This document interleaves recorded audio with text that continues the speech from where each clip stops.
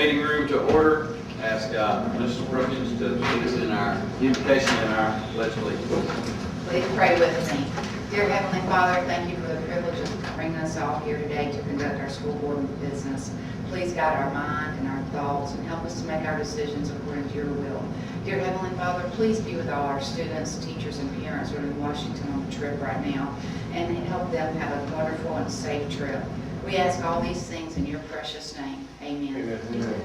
I Pledge allegiance to the flag of the United States of America and to the republic for which it stands, one nation, under God, indivisible, with liberty and justice for all. All right, I want to welcome all you visitors out there today. If anybody has anything they want to bring up, it's not an agenda item, please feel free to do so right now. Seeing none, we ask Mr. Jeff Edison to come to the podium, please. Mr. Superintendent, members of the board, bring to you the annual changes to the Code of Conduct. Not too many changes this year. You should receive this in your packet. And basically, there's two changes. We've updated some language with bullying to include cyberbullying.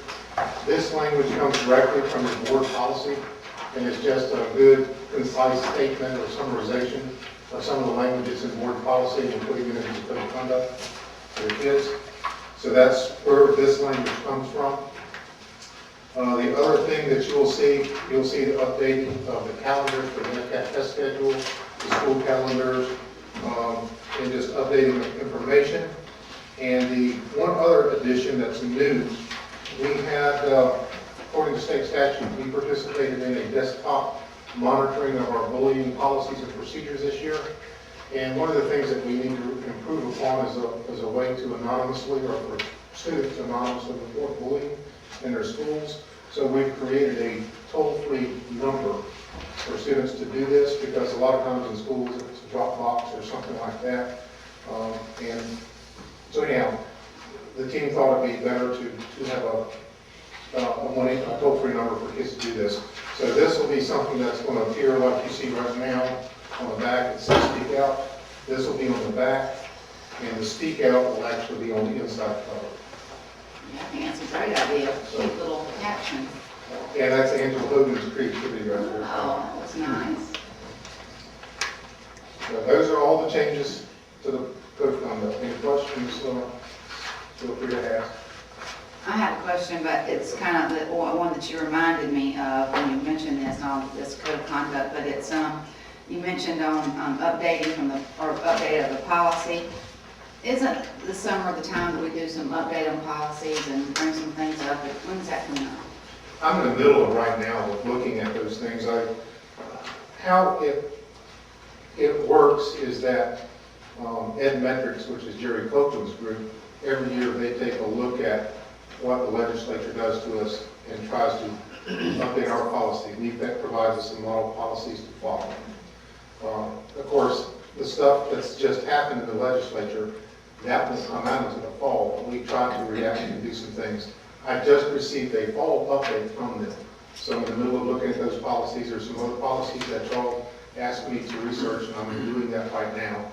And those will be coming to us very soon. We hope to have those in place in August. Yeah, well, thank you, and I don't mean to be off subject. I knew we had brought up several. I'm glad that you remember what they are. But I keep a folder. I can't remember right now. I knew we mentioned several. So, yeah, thank you. I know that people think we don't have much to do in the summer, but it's really a tight timeline to review all of that and try to update it, and then get it board approved and then get it published by the beginning of school is really a tight timeline. It is. That's true. Can we publish something like that, our policies and things, when we do publish, like for trim notices and all that? What do you need to publish?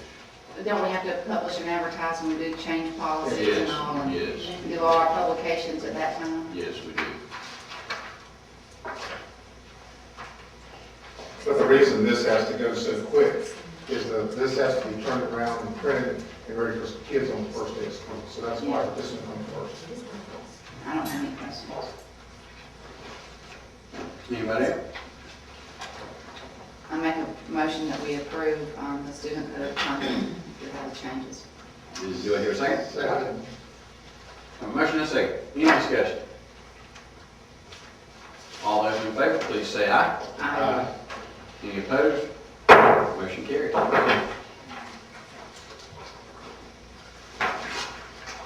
And I'd like to call Miss Barbara Rivers.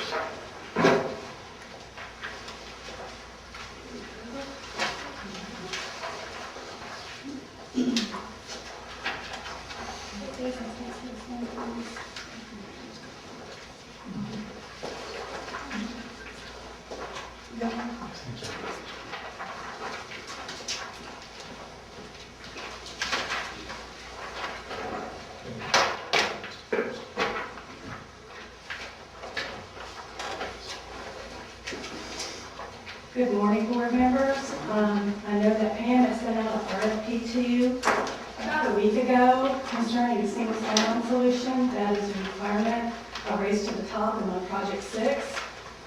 And what I've given you is a handout that explains visually, if you're like me, I'm a very visual elementary teacher, shows you what single sign-on is. Single sign-on is basically when you log in, students, teachers, administrators, for every application they go to, they have to have their login, they have to have their password. Well, with a single sign-on solution, as you'll see on the next page, is they will log in to a legally single sign-on. They put in that one username and password, and they can access all their applications without having to use login and password again. So what we have done is the state has to do a single sign-on, which they're in the middle of doing, and we're working with them on that. But the districts also are required to do this, and that will come under the cost of my race to the top. We've done some research. We met with Alachua County, talked to them in a phone conference about the system they used, and then Jeff Patrick and Ron and I went to Marion County because they're using another one, and Scott Hansen actually demonstrated their single sign-on solution. So then we also contacted both the companies. One of them does not have a representative in Florida. They're based in California. We met with them, and then we followed up with the user that Marion County is using, and they came in and demonstrated as well. So using their information, we kind of got an idea of what's needed with the single sign-on, but what I'm needing before I can put out the bid is your approval. Once we get the bids out, when we as a committee, then I'll be bringing it back to you for approval of awarding the bid. Any questions? You have had information from 2 companies already. Is this a thing that there are many companies out there? Originally, there was just one, but as time has gone on, this other company has come on, and I heard recently that Gaggle has put one out, but I've not really heard anything from them yet. So we should get some good competitive bids in. We'll get some bids, we're going to have to look at if they're able to fulfill all the components that are needed for this. Mr. Chair, I would approve. Have a motion. Do I hear a second? Second. Motion and a second. Is there any more discussion? Seeing none, all those in favor, please say aye. Aye. Any opposed? Motion carries. Thank you, Mr. Brewer.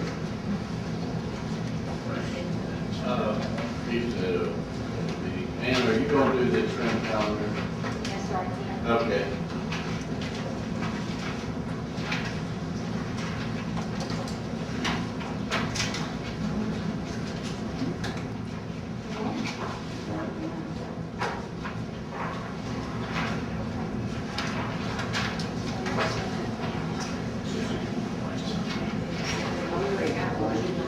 Yeah, you do, but, and also you have a calendar that's printed out. Just look at the date. The one that you have, is it Plan A or Plan B? Plan B. Plan B. July the 1st, trim will begin, and there will be a board meeting at 6 p.m. on July the 2nd. And Bob has suggested that we cancel this meeting, but I'm not sure what has been decided on that. We have to vote on that. Then And we'll have a board meeting on July 16th with the budget workshop to follow. And then a special call meeting on the 23rd to present and for board approval. We will advertise in the newspapers on July 25th. On July 29th, we'll have a public hearing to adopt our tentative mill and budget. On the 31st, we'll advise the property appraiser of tentative millage. And then there will be a board meeting at 6 p.m. on the 6th. On the 20th, we'll have the public hearing on September the 3rd. And then final board meeting on September the 7th at 9 a.m. So that is our tentative schedule for shrimp this year. Beyond the July 29th meeting, the rest of these are regularly scheduled meetings. No, the 23rd is not, and the 29th is not. So Let's get a picture with the schedule. if we keep the July 2nd board meeting, that would be 4 meetings for the month of July. The concern with July 2nd is this is a busy time of the year in which we hire a lot of personnel. And, you know, it doesn't matter to me. I'm just throwing this out for your consideration. And the people that we would bring to you to be hired on July the 2nd, they would be bumped to July 16th, and some of those would be in arrears, backing it up, you know, because we would have a vacancy that need to be filled during that time. So a lot of teachers and a lot of other ESP, they actually wouldn't start until August. But principals, as you know, principals, they like to get everything solidified. And, you know, so it's either way you want to do 4 board meetings in the month of July or 3. And we'll have some of that personnel issues to bring that will be in arrears. And times we're going to be praying, you know, together. And of course, we won't discuss anything. We'll be all together again. I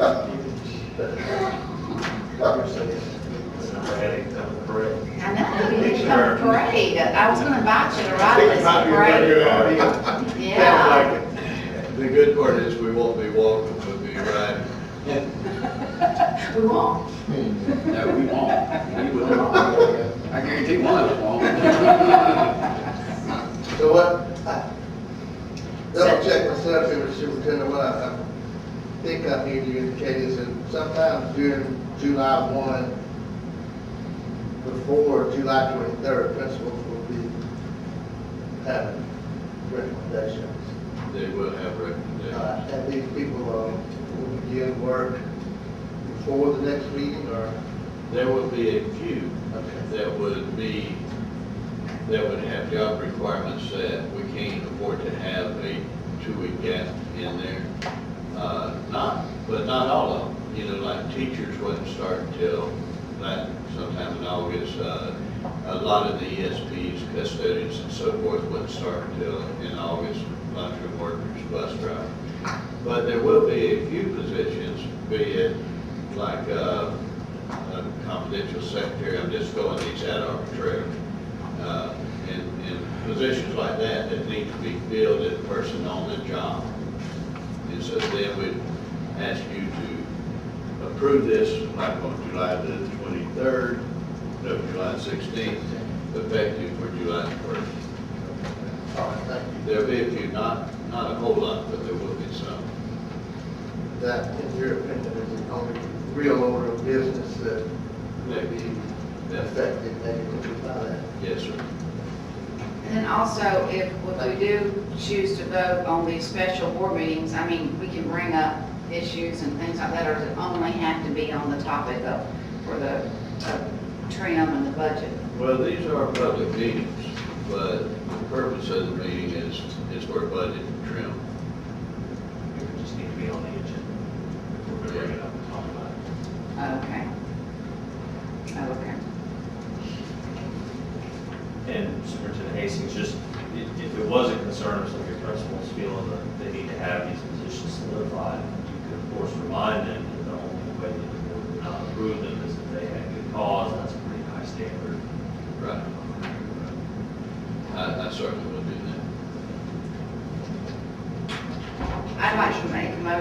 that we cancel our July 2nd board meeting, and that we also add the additional July 23rd and July 29th special board meetings. Do we have a second? I'll second that motion. Motion and a second. Is there any more discussion? Seeing none, all those in favor, please say aye. Aye.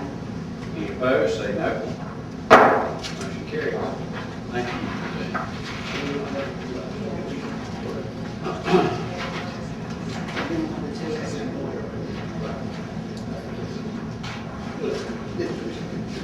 That's right. Has everyone had an opportunity to read over the minutes of our last meeting? And are there any changes?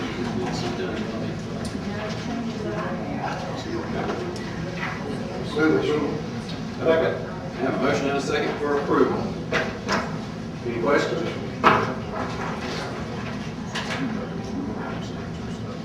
All those in favor, please say aye. Aye. All opposed, no. Motion carries. And now move on to our consent agenda. Are there any changes to the consent or the addition to? Yes, I have a change on the addition to.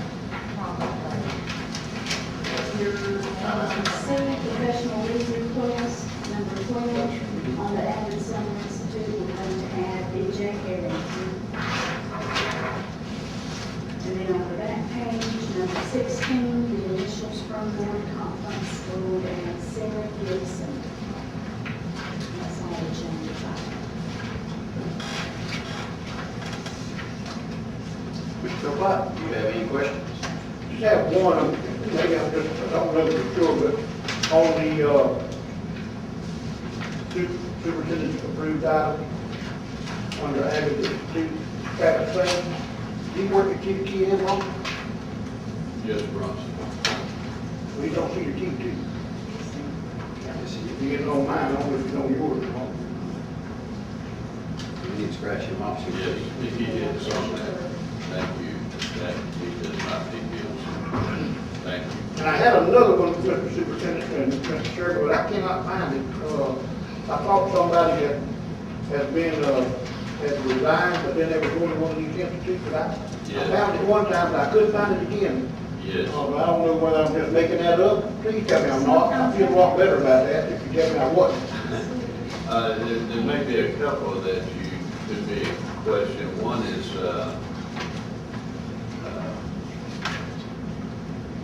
Alice Graham, but her actual resignation, her end date won't be until like September 1st or September, sometime in September, but you have approved her resignation, and we have advertised for her job. But she actually, the effective date is not after summer. There is another one, Ms. Brooks. It's Kathy, on Kathy the, Hudson. yeah. That's who I like, but I couldn't Right, find yeah, it but again. she's going on leave, and will be an intern, but then she's on this paid stipend rate for a daily, but she is on leave. Yeah, she's going to the Kirksville training, second from the top there. Yes, sir. And she is not resigning, she is on leave from her contract job. And of course, this will not be during her contract time, which, Ms. Dean, correct me if I'm wrong, but since Ms. Hudson would not be under contract for that day, she would be eligible for a stipend. Correct. That'd be fine. Okay. But, yeah, she hasn't resigned, she is on leave. Well, I feel better about that. I looked, I read it the first time, then I saw that, then I didn't go back and change it. So, thank you. This is a summer training, she would be working during the summer anyway, she's just taking her leave for the fall internship. Yeah. Well, I just didn't want to think that we were going to train them and then she wasn't coming back. No, she's coming back. But her new employer can train her. No, sir, she hopes to be ours after her. She's actually going to be interning for a teaching position. Yes. Thank you, Mr. Chairman. Yes, sir, Mr. Platt. Mr. Turner? One more time, please, so any physical therapists and psychologists because why do we have so many that we're doing contracts with? Well, we've always contracted with our psychologists, and we have 3 that covers our entire district. We don't have any school board psychologists. Our physical therapists, we've always contracted with because we have not been able to hire a school board. We advertise every year for a physical therapist, and we do not have any candidates. And that's a service that we have to provide our students with disabilities. So we've contracted and continue to do so for our physical therapists. We currently have 2 speech-language pathologists that we're contracting with and have been for a number of years. Again, that's an area that is very difficult to secure and hire a school board speech pathologist. But we do, advertise every year to fill those positions. So of course, it assists with us in savings of dollars. So Okay, thank you very much. much needed resource. And then for my information, these contracts, were there any significant increases? No changes in the amount. It's been the same for several years. Thank you. To address that question, Mr. Clemens did a spreadsheet on all of our contracts for this year and what we had in place last year, and the actual cost is down a little bit. That includes the effect in all of the contracted services. That does bring up one other, and I'll just go ahead and ask it bluntly with them. I seem to have noticed the absence of the effect personnel in our schools recently, excuse me. I don't know how to phrase this, so I don't know this. Is the feeling there that we're still getting the bang for the buck with them? This stuff, I noticed we're doing a full contract with them again for full services. I would say that I have some great concerns about that, and we will have an executive session this Thursday in Palatka, in which that will be one of the points of discussion. Okay, thank you, Superintendent. As I said, I just noticed the last couple of years, they lack of presence on their part, and previously they were in and out of our schools with some STEM prior, previously and other programs, and I know we're still paying. Well, I mean, their per FTE unit cost has not gone up, but a lot of additional, they won't, I can't say it nicely. A lot of the services that you would think would come under that umbrella, they tend to want to charge us additional for, and there's a lot of concern about the services we are receiving in. And you did indicate you would be addressing some of those concerns at the board of records meeting. Yes, sir. Okay, thank you, Mr. Chairman. Thank you, Superintendent. Thank you, Mr. Turner. Mrs. Brookins? I think all my questions have been answered, and I was just encouraged by Mr. Hastings telling us about that spreadsheet and the contracts, and that we stayed the same or gone down, so that's wonderful. We certainly appreciate everybody keeping those costs down. We actually have done a fantastic job countywide, schools and other departments in controlling costs this year. And an expression that's often used is we have picked all the lower hanging fruit, and it's very difficult to cut any more than where we're at, because we actually decreased our expenditures by $1.5 million this year over last year, and that is really tightening up. It is. Sure is. Thank you very much. No more questions. Thank you. Thank you, Mr. Delaney. Do you have anything to offer? Yes, sir. All right, and all my questions have been answered, so do I hear a motion concerning the consent agenda? I make the motion to approve the consent agenda. Second. Have a motion and a second. Any more discussion? All those in favor, please say aye. Aye. Any opposed? Motion carried. Now move on to you, Mr. Superintendent. Okay, I really, I would like to have Patrick, if you will, Dr. Winnett, to come up and discuss a little bit about our FCAT scores and our school grades. And you got a handout, and we sent this handout to papers a few minutes ago. But there's some things that need to be out in the open public.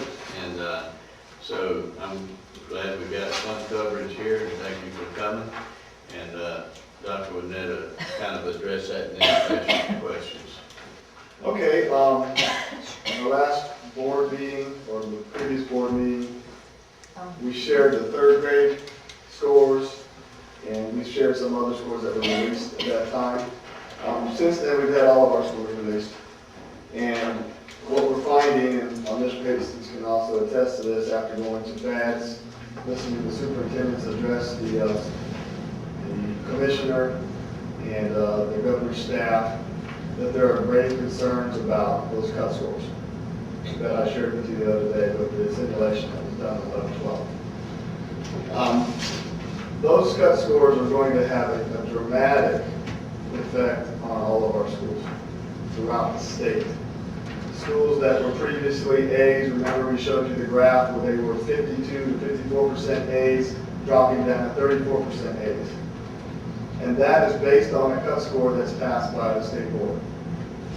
And that's a concern to us because we know how hard our teachers work, we know how hard our students, the efforts they put forth, and to have the scores coming in and seeing that there are decreases for us, as well as other schools throughout the state, will be a concern as we move forward and await the release of the school grades.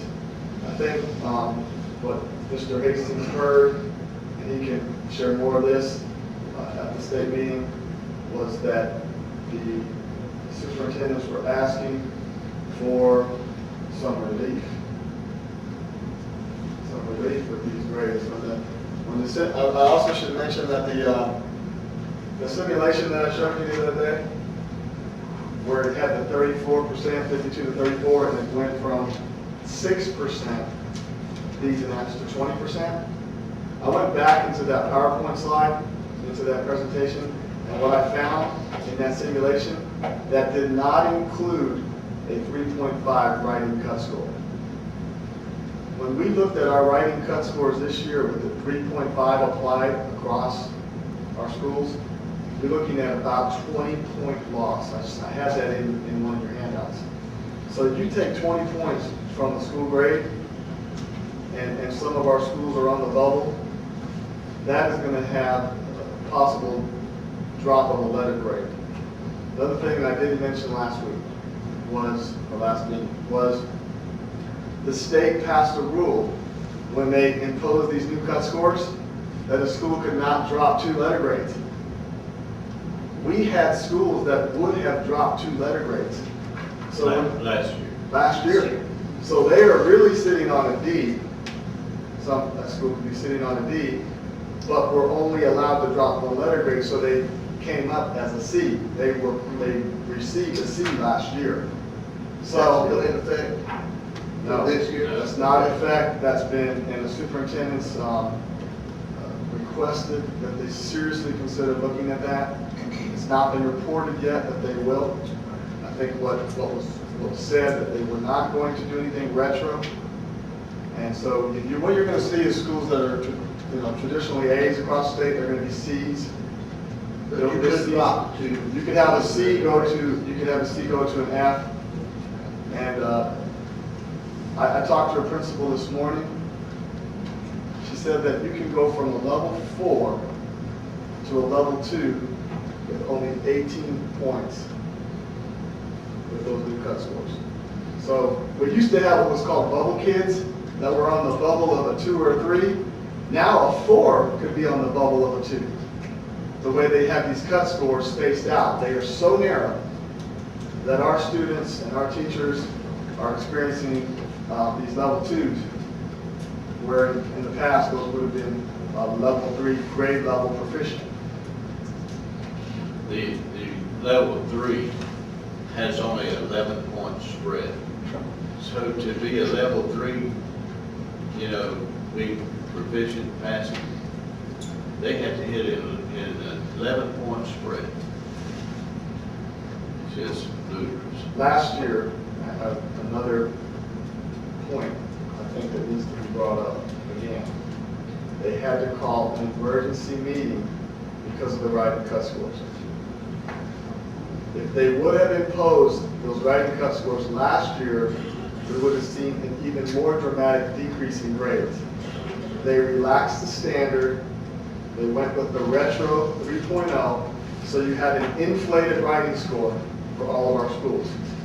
So even if the school this year showed an increase, and the state might say this, that more students performed at 3.5 this year than last year, that wasn't the cut score last year.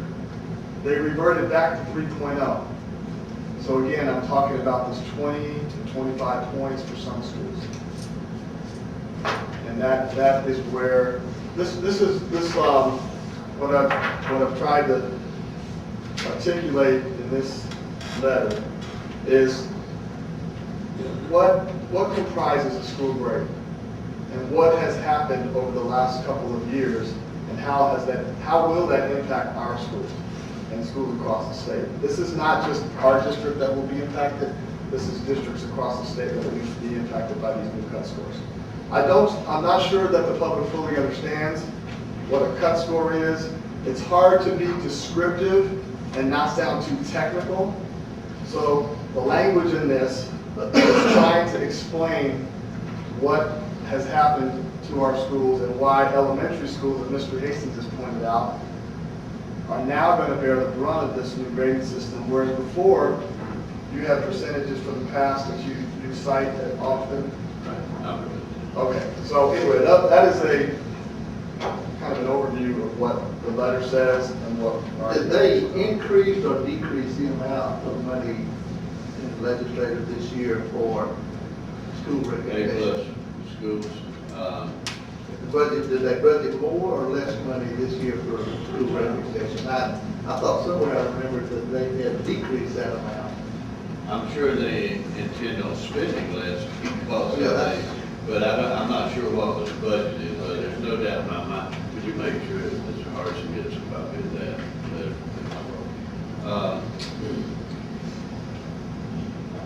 I went to Tampa Wednesday, Thursday, Friday, Wednesday evening, Thursday, Friday, and while we had a lot of things, legislative things that needed to be discussed, like high schools having to pay tuition, school board have to pay tuition for dual enrollment kids in community colleges, a tremendous hit to our budget. And we needed to discuss those things. Senator Lunsford was so angry about it, his voice was shaking because it's unfair to support the community colleges on the backs of the K-12 system. It affects us a great deal, but my heart goes out to those with, like Marion County, Logic County, where Marion County Superintendent said he had 1,400 classes that would be dual enrollment, 1,300 would be on the college campus, and at $72 per credit hour, that's a tremendous hit to Marion County. We discussed things like billing the community colleges for our costs. If they're going to bill us for tuition costs, then why can't we bill them for the time that our guidance counselors spend counseling kids about getting into dual enrollment, signing them up, doing the paperwork, all of the APs, the things that we incur in costs in doing dual enrollment for the colleges.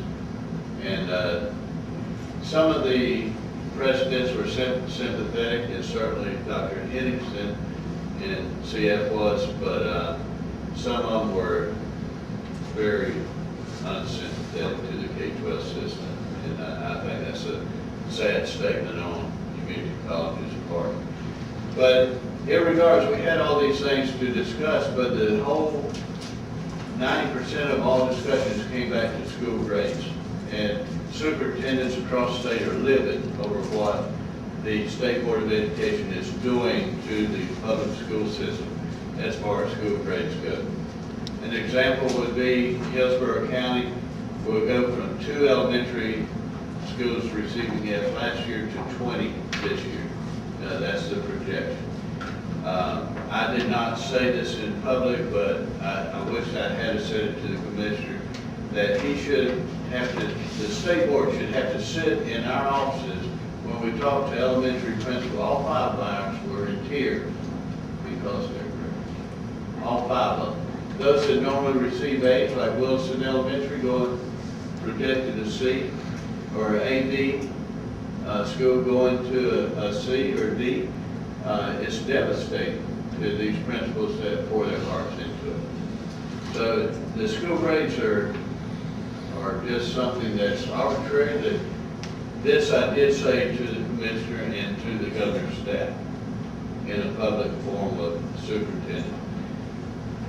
My staff has heard this talk so many times, they can say it to me, but I want it to be in public, that the state can do whatever they want to with school grades. They manipulate them however they want to manipulate them. The first year in 1999, when they come out with school grades, 7 high schools in the whole state made an A. And I'm not talking about magnet schools, I'm talking about 7 public high schools, all that made A's. 92% of all elementary schools made A's or B's. 84% of all middle schools and combination schools made A's or B's. But they were wanting to make sure that the kids came into the school system and felt good about it, and everybody passed, and everybody did wonderful, and elementary principals and teachers thought that they were just gurus in teaching because they were all A's and B's all over the state. And then after a few years, they got to thinking, well, we need to do something for the middle schools. We need to help the middle school grades. And so all of a sudden, the ship began to go to the middle school, and their grades went up. And then, 3 years ago, they decided, hey, we got to help high schools. And they changed the format. And now, all of a sudden, high schools are doing well. Our high schools have done well the last 3 years of Levy County. And they will continue to until the state decides otherwise. But they can manipulate the grades and make them as many schools pass or many schools not pass as what they want to. They do a simulation before they ever set the cut scores, and they know who will receive F's and D's and who will receive A's and B's. They know that before they ever give the test. What I told the commissioner was it was his song and he could make them dance however he wanted to make them dance. That I tell the public and I tell the staff and I tell the teachers that the grades are arbitrarily chosen by the state. Now, saying all of that, let me say this. I don't put any stock in the grades, but I do put stock in performance. And where our performance is with our test scores in relation to the surrounding counties, in relation to similar type counties in the state, in relation to the state average, where's our performance? Now, we've got some bright spots. All of our EOCs, our end of course exams from Algebra 1, geometry, biology, world history, all of those are above state average. We're doing a good job. They're above state average. We had 3rd grade math scores were excellent. We were, you know, they put out a public bulletin from DOE about Levy County 3rd grade math scores being in the top 10 of the state. We had some bright spots, but overall, our overall scores from 3 to 10, grades 3 to 10, we have some areas that we need to address. We got some places that we are not performing up to the state level. I do not believe that there's any reason for our children, our students, to be performing below grade level. And these things have to be addressed. And I've always said to you and to everybody else that education takes place in the classroom. It's an interaction between the student and the teacher. And we need to address these areas where we are not performing adequately. it's not about teacher evaluation, it's not about teacher pay, performance for pay. It's about what are we doing to get our children ready for the next step in life.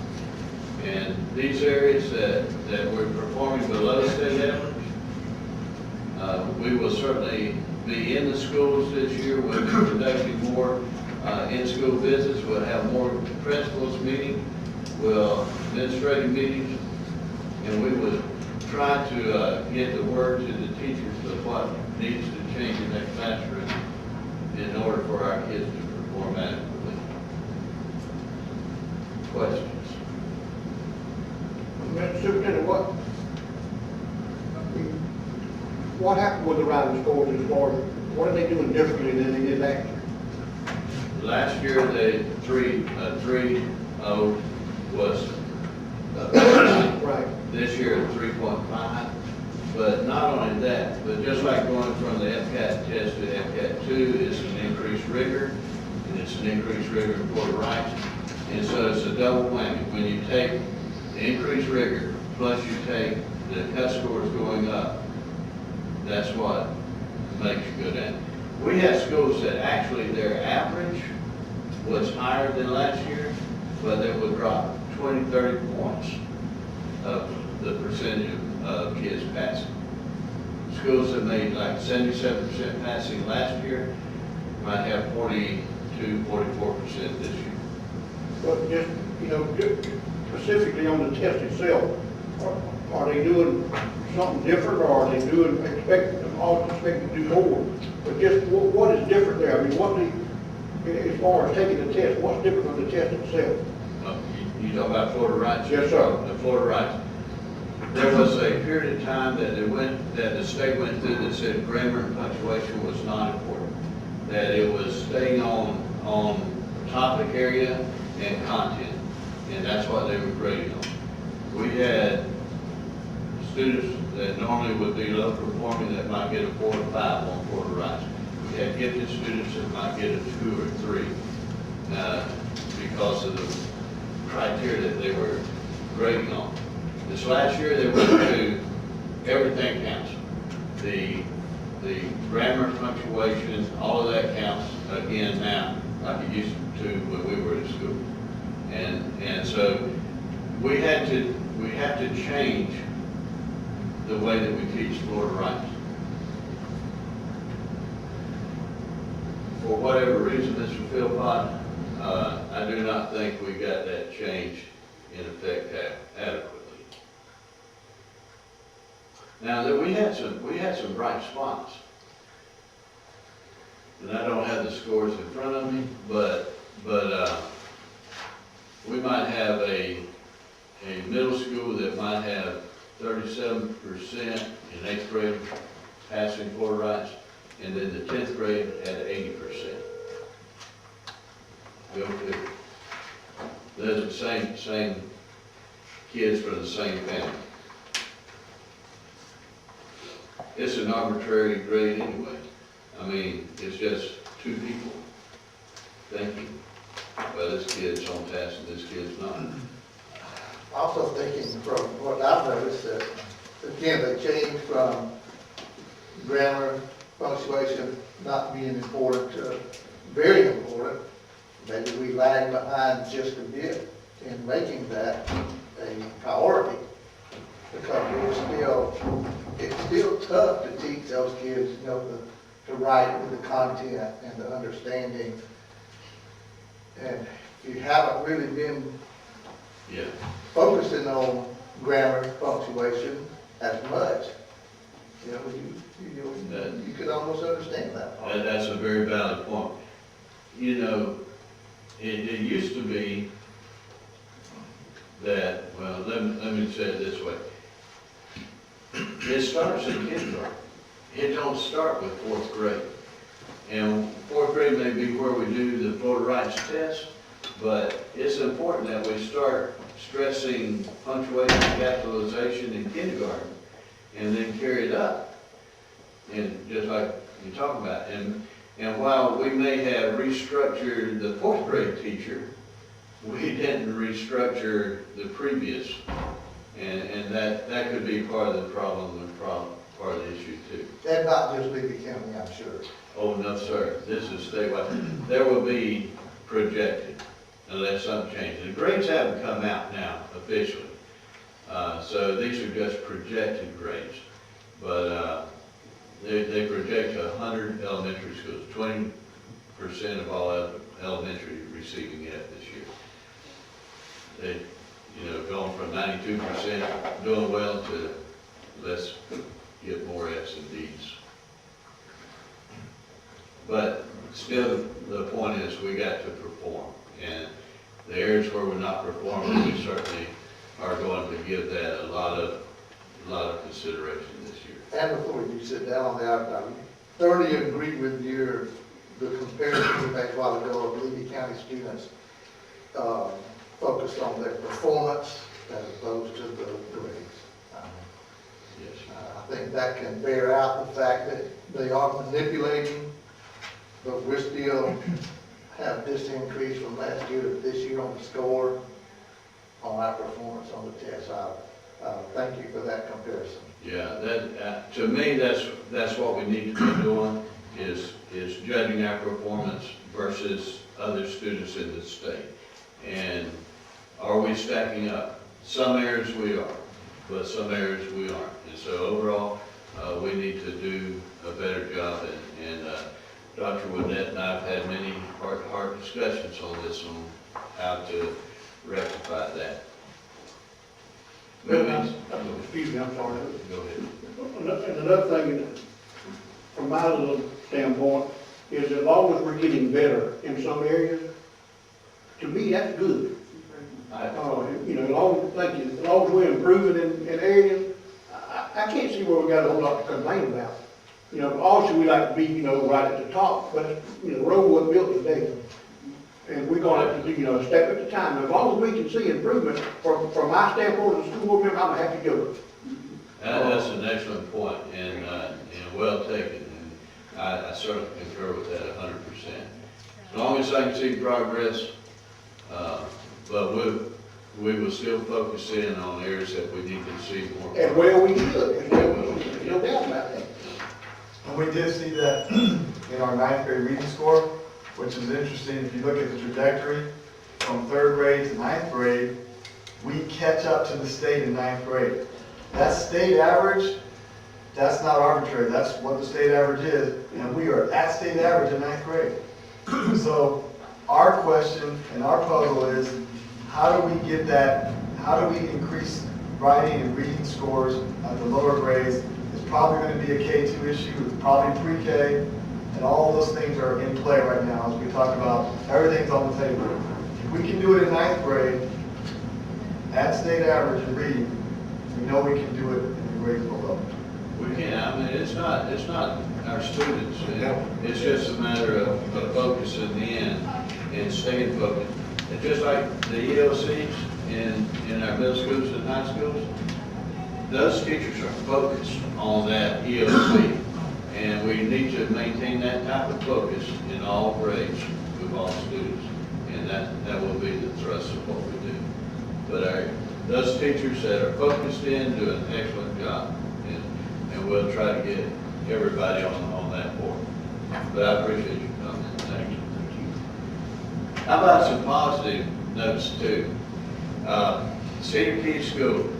Sorry that Chris isn't here today, but it's certainly a great congratulations need to go out to them. They are the recipient of this year's FHSAA Fred Roselle Sportsmanship Award for not only Section 1 that we're in, but for the entire state of Florida in Class 1A state winner in sportsmanship. This is a tribute to the leadership of that school and to the coaches and to the players. I mean, all of them have to be on the same page about sportsmanship, and they certainly are. And I say that because this is the 4th time that Cedar Key has been named as the section winner, and it's the 3rd time that they've been the Class 1A state winner for sportsmanship, and they won it the last 2 years in a row.